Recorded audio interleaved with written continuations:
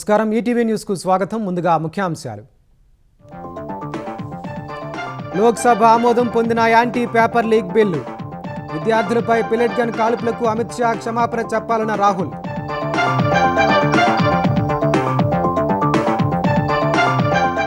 అమిత్ షాపై రాహుల్ వ్యాఖ్యలను ఖండించిన కిరణ్ రిజిజు. విద్యార్థి పేరుతో సొంత అభిప్రాయం చెప్పారని ఆక్షేపణ, క్షమాపణకు డిమాండ్. జార్ఖండ్లో మావోయిస్టు అగ్రనేత మిసిరి బెస్రా అరెస్టు. వేర్వేరు రాష్ట్రాల్లో 80కి పైనే కేసులు ఉన్నాయని వెల్లడించిన పోలీసులు.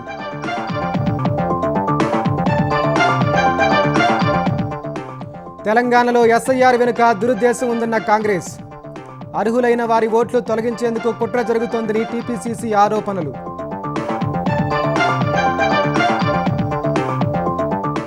కాళేశ్వరంపై కేటీఆర్కు మాట్లాడే అర్హతే లేదన్న ఉత్తమ్. ఎన్డీఎస్ఏ నివేదిక మేరకే 3 బ్యారేజీలపై చర్యలు తీసుకుంటున్నట్టు మంత్రి వెల్లడి. ఉత్తరాంధ్ర జిల్లాలో ఏనుగుల నుంచి పంటలు కాపాడే చర్యలు చేపట్టామన్న పవన్. వన్యప్రాణి సంరక్షణకు ప్రాధాన్యమిస్తున్నట్టు ప్రకటన.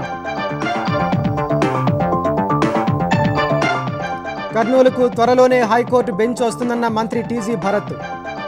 దసరానికి ఇప్పటికే క్లియరెన్స్ వచ్చినట్టు వెల్లడించిన మంత్రి.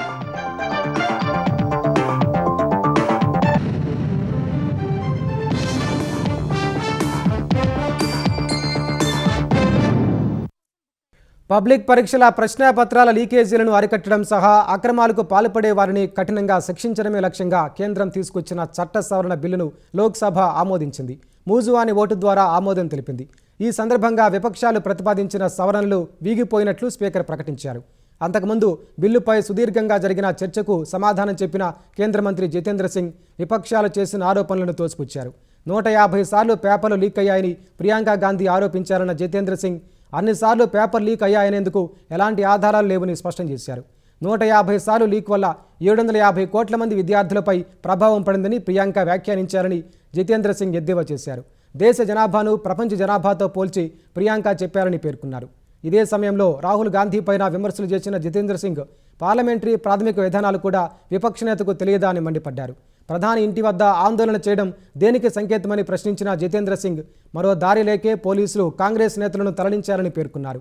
బిల్లు ఆమోదం అనంతరం సభ గురువారానికి వాయిదా పడింది.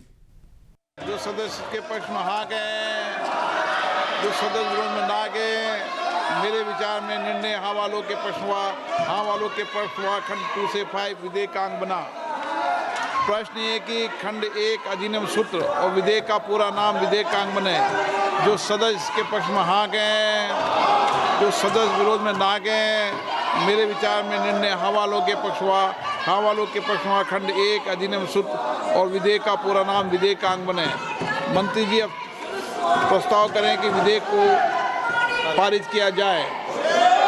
मैं प्रस्ताव करता हूं कि विधेयक को पारित किया जाए। प्रश्न ये कि विधेयक को पारित किया जाए।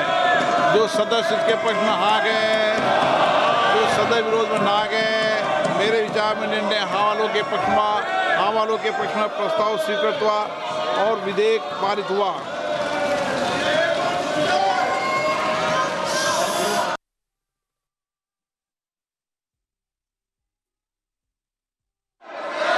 बड़ा निराशाजनक है ये दृश्य विपक्ष को देख करके कि जब इतने महत्वपूर्ण बिल पर चर्चा हो रही है, जब इतनी संवेदनशीलता के साथ और प्रधानमंत्री मोदी जी की प्रतिबद्धता के साथ ये विधेयक लाया गया है, तो बजाय इसके कि संजीदगी से इस पर बहस की जाए, सुझाव दिए जाए, इस पर राजनीति करने का प्रयास किया जा रहा है। और मुझे हैरत है नेता प्रतिपक्ष एलओपी जी के व्यवहार पर।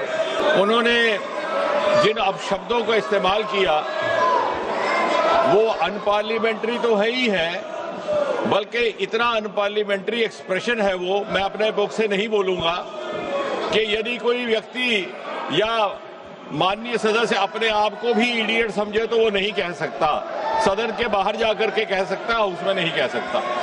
मुझे हैरत है कि नेता प्रतिपक्ष जिनका एक रुतबा रहता है उनको ये बेसिक पार्लियामेंट्री नॉर्म्स की जानकारी नहीं। యువత సెంటిమెంట్ను అంతా గౌరవించాలని లోక్సభ ప్రతిపక్ష నేత రాహుల్ గాంధీ అన్నారు. తీవ్ర వేదన తర్వాతే ఢిల్లీ జంతర్ మంతర్ వేదికగా విద్యార్థులు ఆందోళనకు దిగారని రాహుల్ చెప్పారు. యాంటీ పేపర్ లీక్ బిల్లుపై లోక్సభలో రెండో రోజు చర్చను ప్రారంభించిన రాహుల్ ఎన్నో ఆశలు ఆకాంక్షలతో ఉన్న విద్యార్థులు పేపర్ లీక్ ఘటనలతో ఆందోళనకు గురయ్యారని వివరించారు. ఆందోళన చేసిన విద్యార్థులతో మాట్లాడినప్పుడు మూర్ఖులు ఎవరి మాటలో వినరని వారు తనతో చెప్పారని రాహుల్ పేర్కొన్నారు. ఈ వ్యాఖ్యలపై అధికారపక్ష సభ్యులు తీవ్ర అభ్యంతరం వ్యక్తం చేశారు. యువత ఆందోళనలను దేశ ప్రజలు అర్థం చేసుకున్నారన్న రాహుల్ అయితే రోడ్లపైకి వచ్చిన విద్యార్థులపై పోలీసులు లాఠీ చార్జీ చేసి హింసించారని ఆందోళన వ్యక్తం చేశారు. పెలెట్ గన్లతో కాల్పులు జరపాలని ఎవరు చెప్పారని ప్రశ్నించిన ఆయన ఈ చర్చల్లో పాల్గొనేందుకు హోంమంత్రి అమిత్ షా ఎందుకు రాలేదని నిలదీశారు. పోలీసుల తీరుపై అమిత్ షా క్షమాపణ చెప్పాలని డిమాండ్ చేశారు. Very excited, reassured by what the future of this country did on our streets. This was not anger, this was not violence, this was not hatred, this was an expression, deep expression of the youth of this country, and I feel that all political parties must respect this expression, including my friends in the BJP. And I'm very happy today to see that the so-called Home Minister of this country does not have the courage to come and sit here. Sir, the Home Minister authorized the shooting of our students, sir. He put pellets into the blood of our students. He ordered the students of India to be shot. హోంమంత్రి అమిత్ షాపై రాహుల్ చేసిన వ్యాఖ్యల పట్ల అధికార పక్షం తీవ్ర అభ్యంతరం వ్యక్తం చేసింది. ఏ ఆధారంతో హోంమంత్రిపై తీవ్ర వ్యాఖ్యలు చేస్తున్నారని పార్లమెంటరీ వ్యవహారాల శాఖ మంత్రి కిరణ్ రిజిజు రాహుల్ గాంధీని నిలదీశారు.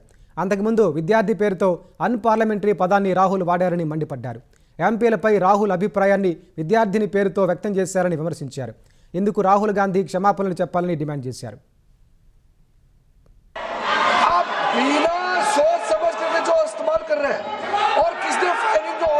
What is going on? कैसे बोल सकते हैं आप? कितना गलत बात करते हैं, ऐसा मत बोले। राहुल गांधी जी, आप नेता प्रतिपक्ष हैं, गंभीरता से बात बोलना चाहिए। किस बेसिस पे आपने ये बयान दिया, बताइए किसने आपको बताया और किस तर्क के साथ आप ये बयान दिया है? आप माफी मांगिए, ये ठीक बात नहीं है, आप ऐसे नहीं बोल सकते। కేంద్ర ప్రభుత్వం తమకిచ్చిన హామీలను నెరవేర్చుకుంటే మళ్లీ ఉద్యమం చేయక తప్పదని కాక్రోచ్ జనతా పార్టీ వ్యవస్థాపకుడు అభిజిత్ దీప్కే తేల్చి చెప్పారు. ఎప్పటికైనా ప్రభుత్వం తన వైఖరిని మార్చుకుని ఇచ్చిన హామీలపై తగిన చర్యలు తీసుకోవాలని డిమాండ్ చేశారు. జంజీలను ఉద్దేశించి బీజేపీ ఎంపీ సినీ నటి కంగనా రనౌత్ చేసిన వ్యాఖ్యలను సీరియస్గా తీసుకోవాల్సిన అవసరం లేదని అభిజిత్ దీప్కే పేర్కొన్నారు. ఢిల్లీ జంతర్ మంతర్ వద్ద సీజేపీ ఆందోళనల సమయంలో ప్రధాని నరేంద్ర మోదీ భద్రతా బలగాలను లక్ష్యంగా చేసుకుని అసభ్యకర పోస్టులు పెట్టిన వారిపై ఢిల్లీ పోలీసులు చర్యలకు ఉపక్రమించారు. కొన్ని న్యూస్ పోర్టళ్లు, పలు ఎక్స్ ఖాతాలకు నోటీసులు జారీ చేశారు. ఎన్ని ఖాతాలకు ఈ నోటీసులు ఇచ్చారన్నది స్పష్టంగా చెప్పనప్పటికీ నిరసనల సమయంలో ఆ తర్వాత అప్లోడ్ చేసిన కంటెంట్ను క్షుణ్ణంగా సమీక్షించిన తర్వాతే చర్యలకు దిగినట్టు పోలీసు వర్గాలు చెప్పాయి. చట్ట ఉల్లంఘనలు సహా శాంతి భద్రతలకు విఘాతం కలిగించే పోస్టులు, వీడియోలు, కామెంట్లను నిశితంగా పరిశీలిస్తున్నట్టు చెప్పారు. జూలై 20న జరిగిన చలో పార్లమెంటు, అలాగే జంతర్ మంతర్ వద్ద జరిగిన ఆందోళనల సమయంలో ప్రధానిపై చేసిన అసభ్యకర వ్యాఖ్యలు, వీడియోలను తక్షణమే తొలగించాలని 2 రోజుల క్రితమే ఢిల్లీ పోలీసులు సామాజిక మాధ్యమ వేదికలను ఆదేశించారు. విద్యార్థుల ఆందోళనలకు సంబంధించి తప్పుడు కథనాలు, పుకార్లు, డీప్ ఫేక్ వీడియోలను వ్యాప్తి చేస్తున్న పాకిస్తాన్కు చెందిన 400కు పైగా సోషల్ మీడియా హ్యాండిల్స్ను ఇప్పటికే గుర్తించినట్టు తెలిపారు. ఉత్తరాంధ్ర జిల్లాలో ఏనుగుల నుంచి పంటలను కాపాడే చర్యలు చేపట్టినట్లు ఉప ముఖ్యమంత్రి పవన్ కళ్యాణ్ తెలిపారు. మన్యం జిల్లా గుచ్చిమిలో కుంకి ఏనుగుల క్యాంపును ఆయన మంగళగిరిలోని క్యాంపు కార్యాలయం నుంచి వర్చువల్గా ప్రారంభించారు. కర్ణాటక ప్రభుత్వంతో చర్చించి కుంకి ఏనుగుల్ని ఆంధ్రప్రదేశ్కు తీసుకొచ్చామని పవన్ తెలిపారు. ఇప్పటికే పలమనేరు ప్రాంతంలో అడవి ఏనుగులను కట్టడి చేసి రైతులను ఆదుకున్నామన్నారు. జంతువులతో ప్రజలు పడే ఇబ్బందులకు పరిష్కారం చూపిస్తూనే వన్యప్రాణి సంరక్షణకు కూటమి ప్రభుత్వం అధిక ప్రాధాన్యం ఇస్తుందని పవన్ స్పష్టం చేశారు. ఈరోజు మనం పార్వతీపురంలో చేస్తున్నామంటే దీనికి ముఖ్యంగా మనం కృతజ్ఞతలు చెప్పుకోవాల్సింది Karnataka state government and Karnataka leadership. అలాగే ఈ కేంద్రం ఉత్తరాంధ్రలో హ్యూమన్ ఎలిఫెంట్ కాన్ఫ్లిక్ట్ మేనేజ్మెంట్ కు ఒక నూతన అధ్యాయం. పొలంనేరు ప్రాంతంలో జరిగిన పలు క్లిష్టమైన ఆపరేషన్లతోటి జయంత్, అభిమన్యు మన అటవీ సిబ్బంది అద్భుతమైన సమన్వయంతో పనిచేశారు. టెక్నాలజీని కూడా ఉపయోగించి మానవ ఏనుగు సంఘర్షణ కారణంగా సంభవించే మరణాలు దాదాపు 70% తగ్గించడంతో పాటు పంట నష్టాలను కూడా చాలా గణనీయంగా తగ్గించగలిగాం. ఇదే విజయాన్ని ఇప్పుడు పార్వతీపురం, మన్యం జిల్లాలో కూడా సాధించాలన్నదే మా సంకల్పం. కర్నూలుకు త్వరలో హైకోర్టు బెంచ్ వస్తుందని మంత్రి నారా లోకేష్ హామీ ఇచ్చినట్లు పరిశ్రమల శాఖ మంత్రి టీజీ భరత్ చెప్పారు. హైకోర్టు బెంచ్కు సంబంధించిన ఫైల్ క్లియరెన్స్ వచ్చిందన్న ఆయన త్వరలోనే శుభవార్త వింటామని చెప్పారు. కర్నూలులోని సుద్దవాగు ప్రొటెక్షన్ వాల్ నిర్మాణానికి టీజీ భరత్ శంకుస్థాపన చేశారు. కర్నూలు జిల్లాకు, రాష్ట్రానికి మంచి చేస్తున్న సీఎం చంద్రబాబు నేతృత్వంలోని ప్రభుత్వాన్ని కొనసాగించే విధంగా ప్రజలు దీవించాలని మంత్రి కోరారు. విపక్షం చేసే విమర్శలు పట్టించుకోకుండా తమ ప్రభుత్వంపై విశ్వాసం ఉంచాలని విజ్ఞప్తి చేశారు. ఆయనకు ఒక క్లారిటీ ఉంది లోకేష్ గారికి, అందుకనే పెద్ద ఎత్తున ఇండస్ట్రీస్కి ప్రయారిటీ ఇస్తున్నారు. ఇక్కడ ఇండస్ట్రీస్ వస్తే జాబులు వస్తాయి, సో దట్ వాళ్ళ ఇండ్ల కాడే ఉండేదానికి అవకాశం ఉంటుంది. అందుకనే ఓవర్ ఒకళ్ళు కూడా చాలా ప్రయారిటీ ఇస్తారు. ఎప్పుడైనా క్యాబినెట్లో కానీ ఎస్ఐపిబిలో కానీ ఏమైనా ఇష్యూస్ ఉంటే ఇమీడియట్గా రియాక్ట్ అయ్యి, లేదు సార్ ఇది సపోర్ట్ చేయాలా, ఈ కంపెనీస్కి ఇట్లా సపోర్ట్ చేస్తే కానీ ఇక్కడ ఇండస్ట్రీస్ వచ్చేదానికి ఉండదు. ఇది బ్యాక్వర్డ్ రీజన్, ల్యాండ్ లాక్ అనమాట. అంటే ల్యాండ్ లాక్ అంటే ఇక్కడ పక్కన పోర్ట్ ఉండదు కాబట్టి వాళ్ళకు కొద్దిగా ఎక్స్ట్రా బెనిఫిట్స్ ఇస్తేనే తప్ప ఇక్కడ ఇండస్ట్రీస్ వచ్చేదానికి అవకాశం ఉండదని చెప్పి ఈ కీప్ సపోర్టింగ్. సో పెద్ద ఎత్తున లోకేష్ గారు ఇప్పుడు రేపు కూడా పవర్ కి సంబంధించింది ఫౌండేషన్ వేసేకి వస్తున్నారు. So is being a big supporter. High court bench కూడా సార్ రెగ్యులర్ గా ఫాలో అప్ చేస్తున్నారు. మొన్న కూడా నాకు చెప్పారు, సీజే గారు కంప్లీట్ చేశారు, నీకు త్వరలో గుడ్ న్యూస్ వస్తుంది భరత్ అని చెప్పి చెప్పడం జరిగింది. So all things are going positive. Lokesh గారి లీడర్షిప్ లో మనకి especially Kurnool district, combined district లో there is a good growth factor. తెలంగాణలో జరుగుతున్న అభివృద్ధిపై సమన్వయ కమిటీ భేటీలో చర్చించినట్లు ఉప ముఖ్యమంత్రి భట్టి విక్రమార్క తెలిపారు. ఢిల్లీలోని ఏఐసీసీ ప్రధాన కార్యాలయంలో తెలంగాణ కాంగ్రెస్ పార్టీ వ్యవహారాల ఇన్ఛార్జ్ మీనాక్షి నటరాజన్ అధ్యక్షతన సమన్వయ కమిటీ సమావేశం జరిగింది. ఈ భేటీలో టీపీసీసీ చీఫ్ మహేష్ కుమార్ గౌడ్ సహా పలువురు మంత్రులు, పార్టీ నేతలు పాల్గొన్నారు. తెలంగాణలో దురుద్దేశంతో కూడిన ఎస్ఐఆర్ ప్రక్రియ జరుగుతోందని మహేష్ కుమార్ గౌడ్ ఆరోపించారు. అర్హత కలిగిన ఓటర్లను తొలగించే ప్రయత్నం చేస్తున్నారని ఆక్షేపించారు. ఎస్ఐఆర్ ప్రక్రియను వేగంగా పూర్తి చేయాలని మీనాక్షి నటరాజన్ సూచించినట్లు భట్టి విక్రమార్క తెలిపారు. ఎస్ఐఆర్ ప్రక్రియలో కాంగ్రెస్ బిఎల్ఏలు బాగా పనిచేస్తున్నారని అన్నారు. పట్టభద్రుల ఎమ్మెల్సీ ఎన్నికలు రానున్న సందర్భంగా అభ్యర్థి ఎంపికపై కూడా చర్చించినట్లు డిప్యూటీ సీఎం వివరించారు.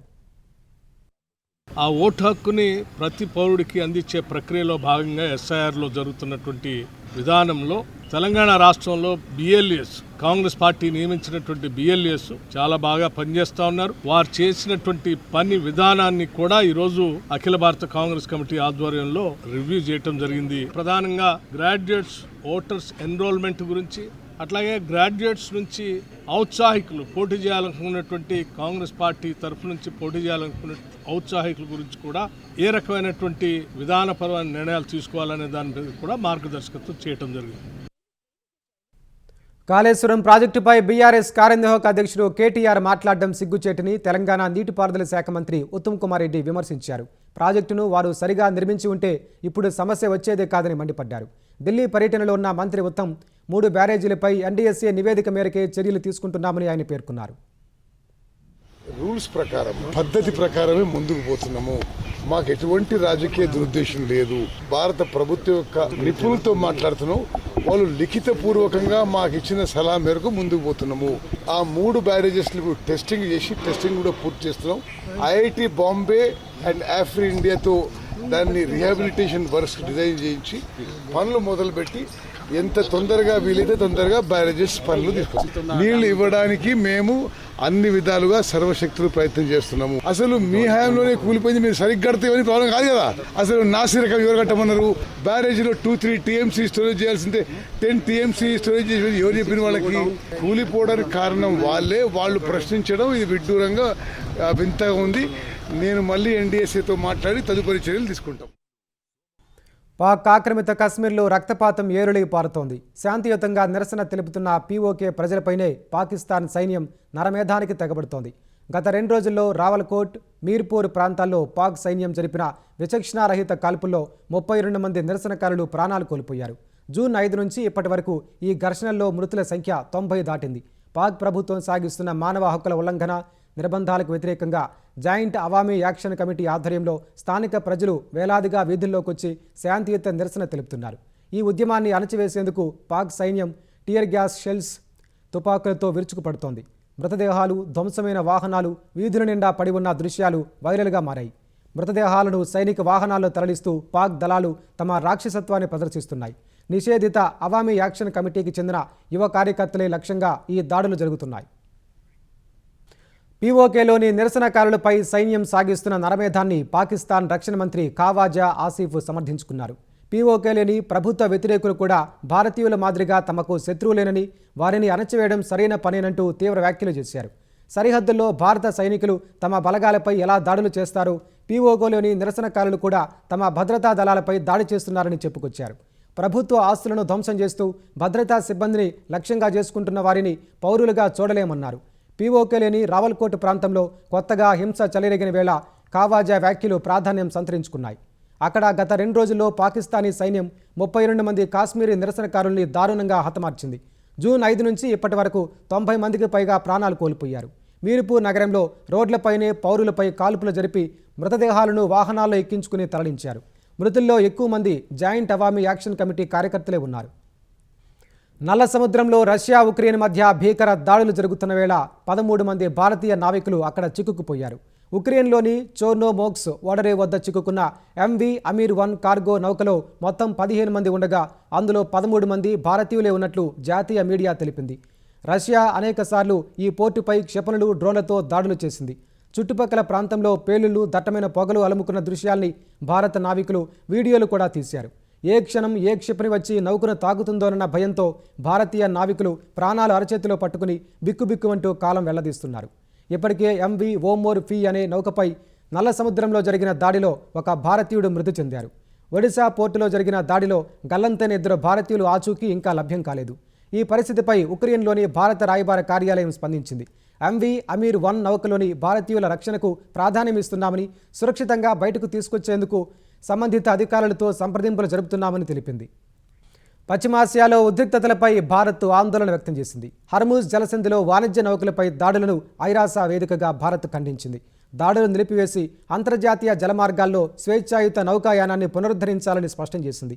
పశ్చిమాసియా పరిస్థితులపై ఐక్యరాజ్యసమితి భద్రతా మండలిలో భారత శాశ్వత ప్రతినిధి పర్వతనేని హరీష్ మాట్లాడారు. పశ్చిమాసియా ప్రాంతం భారత్కు అత్యంత ప్రాధాన్యం కలిగిందని పేర్కొన్నారు.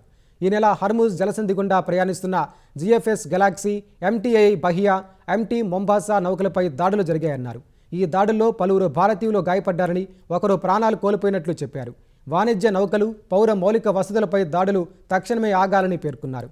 గల్ఫ్ దేశాల్లో నివసిస్తున్న భారతీయులు భద్రత తమకు అత్యంత ప్రాధాన్యాంశమన్న హరీష్, బాబెల్ మాండేబ్ జలసంధి, దక్షిణ ఎర్ర సముద్ర ప్రాంతంలో నౌకాయానాన్ని కాపాడటం ప్రపంచ దేశాల ఉమ్మడి బాధ్యత అని పేర్కొన్నారు. జార్ఖండ్లో మావోయిస్టు అగ్రనేత మిసిర్ బెస్రాను పోలీసులు అరెస్టు చేశారు. గిరిడీ జిల్లా హర్లాది గ్రామానికి చెందిన 65 ఏళ్ల మిసిర్ బెస్రాపై 2 కోట్ల రూపాయలకు పైగా రివార్డు ఉందని పోలీసులు తెలిపారు. మావోయిస్టు సెంట్రల్ కమిటీ సభ్యుడిగా ఉన్న బెస్రాపై జార్ఖండ్, ఒడిశా సహా పలు రాష్ట్రాల్లో 80కి పైగా కేసులున్నాయి. ఆయన కోసం జార్ఖండ్, ఒడిశా, ఛత్తీస్గఢ్ బలగాలు తీవ్రంగా గాలించాయి. మార్చి 31 నుంచి బెస్రాను పట్టుకునేందుకు ప్రత్యేక ఆపరేషన్ చేపట్టారు. ఈ క్రమంలో ధన్బాద్ జిల్లా బార్వాడా పోలీస్ స్టేషన్ పరిధిలోని మణియాది ప్రాంతంలో బెస్రా చిక్కారు. మరో 2 మావోయిస్టులను పోలీసులు అదుపులోకి తీసుకున్నారు. దేశంలో అత్యధిక రివార్డు కలిగిన మావోయిస్టు అగ్రనేతల్లో మిసిరి బెస్రా ఒకరు. కొల్హాన్, సారండా, జరైకేలా వంటి అడవుల్లో దళాలను నడిపిస్తూ మిలిటరీ, రాజకీయ వ్యూహాల్ని అమలు చేయడంలో బెస్రా సిద్ధహస్తుడు. కాంట్రాక్టర్ల నుంచి భారీగా వసూలు చేసి మావోయిస్టు నెట్వర్క్కు ప్రధాన ఆర్థిక మూలస్తంభంగా నిలిచాడు. బెస్రా అరెస్టుతో మావోయిస్టు నెట్వర్క్, ప్రత్యేకించి ఈస్టర్న్ రీజనల్ బ్యూరో దాదాపు దెబ్బతిన్నట్లయింది. బంగాళాఖాతంలో మునిగిపోయిన వాళ్లే హైడ్రాను బంగాళాఖాతంలో కలుపుతామని చెబుతున్నారని తెలంగాణ వ్యవసాయ శాఖ మంత్రి తుమ్మల నాగేశ్వరరావు అన్నారు. హైడ్రాపై బీఆర్ఎస్ కార్యనిర్వాహక అధ్యక్షుడు చేసిన కేటీఆర్ వ్యాఖ్యలను ఖండించిన తుమ్మల, ఆయన అలా మాట్లాడడం సరికాదన్నారు. గాంధీభవన్లో మంత్రుల ముఖాముఖి కార్యక్రమంలో పాల్గొన్న మంత్రి ప్రజల నుంచి వినతులు స్వీకరించారు. 150 ఏళ్లలో ఎప్పుడూ చూడని ప్రకృతి వైపరీత్యం ఎల్నినో అని తుమ్మల చెప్పారు. తెలంగాణలో 30% లోటు వర్షపాతం నమోదైందన్న మంత్రి, ఈ పరిస్థితులపై గ్రామాల్లో ప్రజలకు అవగాహన కల్పిస్తున్నామని తెలిపారు. రైతులు కూడా ప్రత్యామ్నాయ పంటల వైపు మొగ్గు చూపాలని తుమ్మల సూచించారు. ఆగస్టు, సెప్టెంబర్, అక్టోబర్ లో కూడా ఎలినో ప్రభావం ఎక్కువగా ఉంటుందని చెప్పి వాతావరణ నిపుణులు చెప్తున్నారు. రైతులు ఈ యొక్క వాతావరణ పరిస్థితులకు అనుగుణంగా మనం వ్యవసాయ పద్ధతులను మార్చుకోలేకపోతే నష్టాల బారిన పడతారు. కాబట్టి దయచేసి ఇది తీవ్రమైనటువంటి ప్రకృతి వైపరీత్యం. గత 150 సంవత్సరాల్లో చూడనటువంటి ఈ యొక్క ప్రకృతి వైపరీత్యాన్ని తట్టుకునేటట్టుగా తెలంగాణ ప్రభుత్వం ప్రతి వారం కూడా ఈ 4 డిపార్ట్మెంట్లు రైతాంగానికి కావలసినటువంటి అన్ని శాఖల సమన్వయంతో రైతులకి ఎప్పటికప్పుడు వాళ్ళకి అవసరమైనటువంటి అన్ని సమకూర్చడానికి రాష్ట్ర ప్రభుత్వం ప్రయత్నం చేస్తా ఉంది. మద్యం అక్రమ రవాణా కేసులో మాజీ మంత్రి వైసీపీ నేత కారుమూరి నాగేశ్వరరావుకు సుప్రీంకోర్టులో ఎదురుదెబ్బ తగిలింది. ఈడీ నమోదు చేసిన కేసులో ముందస్తు బెయిల్ ఇచ్చేందుకు ధర్మాసనం నిరాకరించింది. ఈ కుంభకోణంలో 350 కోట్లకు పైగా అక్రమాలు జరిగినట్లు కనిపిస్తోందని సీజేఐ జస్టిస్ సూర్యకాంత్ వ్యాఖ్యానించారు. కారుమూరికి కస్టోడియల్ విచారణ అవసరమని అభిప్రాయపడ్డారు. ఈ నేపథ్యంలో ముందస్తు బెయిల్ ఇవ్వలేమంటూ పిటిషన్ను డిస్మిస్ చేశారు. తెలుగుదేశం పార్టీ అధిష్టానానికి ఆళ్లగడ్డ ఎమ్మెల్యే భూమా అఖిలప్రియ వివరణ ఇచ్చే విషయంలో నాటకీయ పరిణామాలు చోటు చేసుకున్నాయి. వివరణ తీసుకోవాల్సిన టీడీపీ ఏపీ అధ్యక్షుడు పల్లా శ్రీనివాసరావు వెళ్లిపోయాక అఖిలప్రియ పార్టీ కేంద్ర కార్యాలయానికి వచ్చారు. వివరణ ఇచ్చేందుకు మధ్యాహ్నం 12 గంటలకే రావాలని అఖిలప్రియను అధిష్టానం ఆదేశించింది. పల్లా శ్రీనివాసరావు ఉదయం 11 గంటలకు పార్టీ కేంద్ర కార్యాలయానికి వచ్చి 1 గంట వరకు వేచి ఉన్నారు. 1 గంట తర్వాత మంత్రి నిమ్మల రామానాయుడుతో కలిసి మీడియా సమావేశంలో పాల్గొన్నారు. పార్టీ నియమావళికి ఎంతటి వారైనా కట్టుబడి ఉండాల్సిందేనని పల్లా రామానాయుడు స్పష్టం చేశారు. గీత దాటితే ఎంతటి వారిపైనైనా కఠిన చర్యలుంటాయని హెచ్చరించారు. కొంతమంది తెలియకతనంతో కొంతమంది చేస్తున్నారు. వ్యక్తుల కన్నా పార్టీ ముఖ్యం, పార్టీ సిద్ధాంతం ముఖ్యం. ఇది అందరూ కూడా గమనించాలని చెప్పి తెలియజేస్తున్నామండి. ఏ నాయకుడు కూడా ప్రజల్లో అపోహలు కలిగించొద్దు, కేడర్లో అపోహలు కలిగించొద్దు. ఒక లైన్, పార్టీ లైన్ ఉంది. పార్టీ లైన్ తీసుకుని ప్రతి ఒక్కరు నడవాలని చెప్పి తెలియజేస్తున్నాండి. అలాగే ఎవరైనా సరే లైన్ దాటినా సరే ఉపేక్షించేది లేదు. అటు కూటమికి విఘాతం కలిగించేటట్టు కానీ పార్టీకి విఘాతం కలిగించేటట్టు ఎవరున్నా సరే ఉపేక్షించేది లేదని చెప్పి తెలియజేస్తున్నాండి.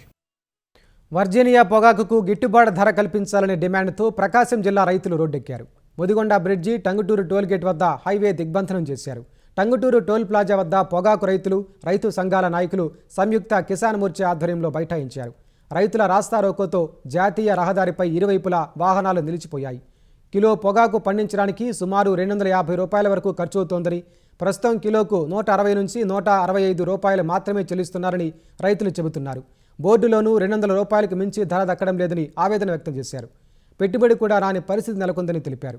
ఈ పరిస్థితిలో కేంద్ర రాష్ట్ర ప్రభుత్వాలు చెరో 500 కోట్ల రూపాయలు చొప్పున కేటాయించి ప్రభుత్వ రంగ సంస్థల ద్వారా పొగాకు కొనుగోళ్లు చేపట్టాలని రైతులు డిమాండ్ చేస్తున్నారు. సింహాచలం అప్పన్నస్వామి గిరి ప్రదక్షిణ విజయవంతంగా ముగిసింది. గత ఏడాదితో పోల్చితే 1,00,000 మందికి పైనే భక్తులు అధికంగా వచ్చినట్లు అధికారులు తెలిపారు.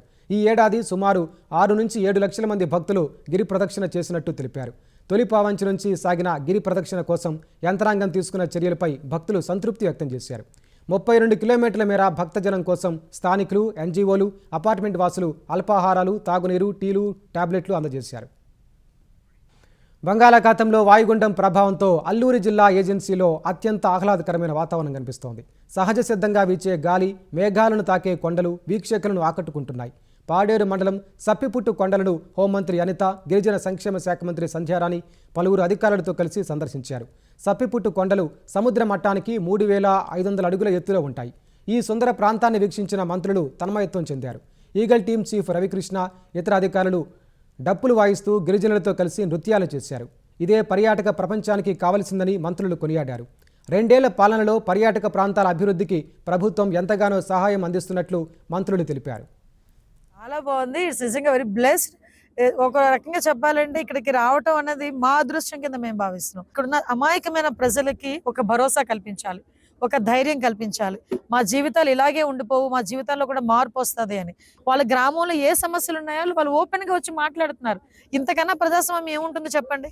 గవర్నమెంట్ కూడా వాళ్ళ చిత్తశుద్ధితో ఉంది. ఈ రోజు గిరిజనుల పక్షాన గవర్నమెంట్ కూడా నిలబడుతుంది. ఇంత అందమైనటువంటి ప్రదేశాలు మీకు ఎక్కడా కనిపించవు. నిజంగా ఇదంతా టూరిస్టులు అందరూ వచ్చి చూడాల్సిన ప్రదేశాలు. ఎందుకంటే మనం ఖచ్చితంగా పర్యాటకులను ఆకర్షించడానికైనా ఇవన్నీ కూడా మీరు చూపించాల్సిన అవసరం కూడా ఉంది. ఊటీకి మించినటువంటి అందాలు ఇక్కడ ఉన్నాయి. రష్యా, ఇరాన్ నుంచి అత్యధికంగా చమురును కొనుగోలు చేస్తున్న దేశాలపై ఆంక్షలు విధించేలా అధ్యక్షుడు ట్రంప్నకు సర్వాధికారాలు కల్పించే బిల్లు పరిశీలనకు అమెరికా సెనేట్ ఆమోదం తెలిపింది. ఈ ఆంక్షల బిల్లు ఆమోదానికి సంబంధించిన ప్రక్రియ సెనేట్లో ప్రారంభమైంది. ఇందుకోసం సెనెట్లో ఓటింగ్ నిర్వహించగా 86-12 ఓట్లతో బిల్లుకు ఆమోదం లభించింది. సెనేట్ సహా ప్రతినిధుల సభలోనూ ఈ బిల్లుకు ఆమోదం లభించాల్సి ఉంది. అన్ని దశలో దాటిన తర్వాత అది చట్టరూపం దాల్చుతుంది. అదే జరిగితే భారత్, చైనా వంటి దేశాలు 100% టారిఫ్ను ఎదుర్కోవాల్సి ఉంటుంది. రష్యా నుంచి చమురు, గ్యాస్ కొనుగోలు చేస్తున్న దేశాల నుంచి దిగుమతి చేసుకునే వస్తువులపై ఈ టారిఫ్లను విధించే వెసులుబాటు అధ్యక్షుడు ట్రంప్నకు లభించనుంది. ఉక్రెయిన్ యుద్ధంలో రష్యాకు మద్దతిస్తున్న దేశాలపై ఈ ఆంక్షలు వర్తించేలా బిల్లులో ప్రతిపాదనలు చేశారు.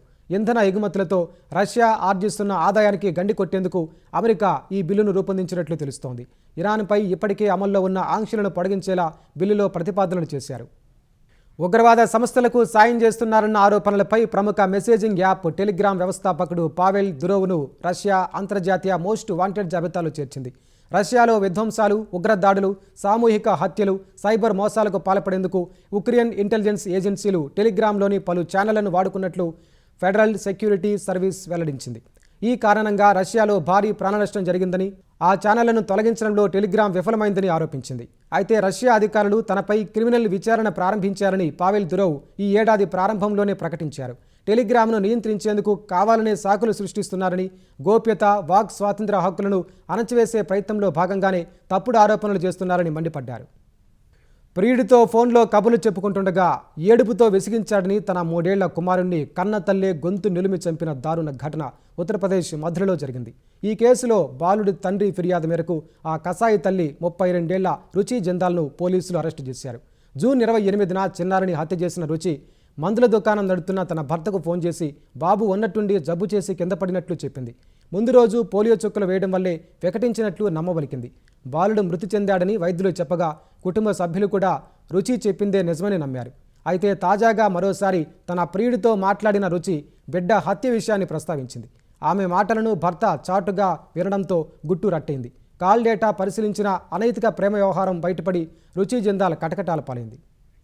తెలుగు రాష్ట్రాల్లో గురు పౌర్ణమి వేడుకలు వైభవంగా జరిగాయి. సాయిబాబా ఆలయాలు భక్తులతో కిటకిటలాడాయి. గురునామస్మరణతో ఆలయ పరిసరాలు మారుమోగాయి. తెల్లవారుజాము నుంచే ఉమ్మడి కృష్ణా, గుంటూరు జిల్లాలోని సాయిబాబా మందిరాల్లో భక్తులు అభిషేకాలు, ప్రత్యేక పూజలు నిర్వహించారు. చీరాల, పేరాల, వేటపాలెంలోని దత్తక్షేత్రాల్లో పంచామృతాలతో బాబాకు అభిషేకాలు నిర్వహించారు. తిరుపతి జిల్లా నాయుడుపేట బ్రాహ్మణ వీధిలోని షిరిడీ మందిరంలో అన్నదానం చేశారు. ధవళేశ్వరం సాయిబాబా సేవా మందిరానికి భక్తులు పోటెత్తారు. తెలంగాణలోనూ పెద్ద సంఖ్యలో భక్తులు సాయిబాబా ఆలయాలను దర్శించుకుని ప్రత్యేక పూజలు చేశారు. కూకట్పల్లి, కేపీహెచ్బి, హైదర్నగర్, నిజాంపేట్, బాచుపల్లి ప్రాంతాల్లోని ఆలయాల్లో అన్నదాన కార్యక్రమాలు చేపట్టి భక్తులకు తీర్థ ప్రసాదాలు పంపిణీ చేశారు. నిజామాబాద్లోని మాధవనగర్, సుభాష్ నగర్, హమాల్వాడి ఆలయాల్లో సాయినాథుడికి క్షీరాభిషేకం, పుష్పార్చన చేసి హారతితో ప్రత్యేక పూజలు చేశారు. కరీంనగర్లోని సీతారాంపూర్ ఆలయంలో బాబాకు ప్రత్యేక అభిషేకాలు నిర్వహించారు. ఆదిలాబాద్ రవీంద్రనగర్లోని సాయిబాబా ఆలయానికి ఉదయం నుంచే భక్తులు క్యూ కట్టారు. శోభాయమానంగా పూలతో తీర్చిదిద్దిన సాయిబాబా ఆలయాలు భక్తులను విశేషంగా ఆకట్టుకుంటున్నాయి.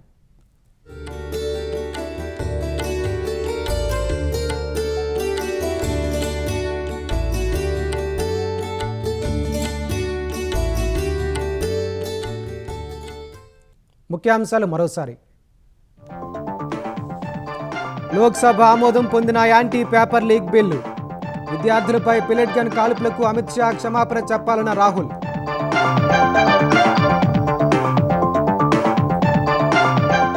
అమిత్ షాపై రాహుల్ వ్యాఖ్యలను ఖండించిన కిరణ్ రిజిజు.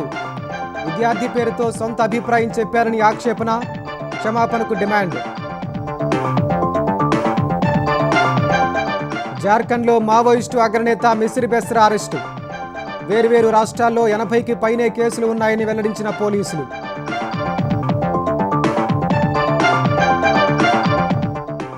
తెలంగాణలో ఎస్ఐఆర్ వెనుక దురుద్దేశం ఉందన్న కాంగ్రెస్. అర్హులైన వారి ఓట్లు తొలగించేందుకు కుట్ర జరుగుతోందని టీపీసీసీ ఆరోపణలు.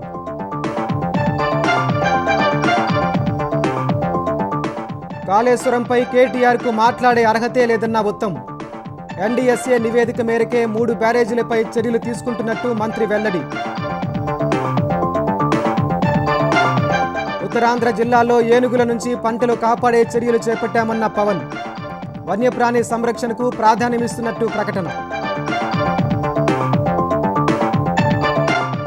కర్నూలుకు త్వరలోనే హైకోర్టు బెంచ్ వస్తుందన్న మంత్రి టీజీ భరత్.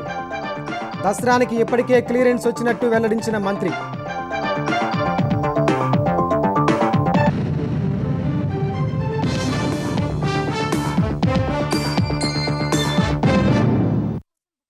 ఈటీవీ న్యూస్ సమాప్తం. నమస్కారం.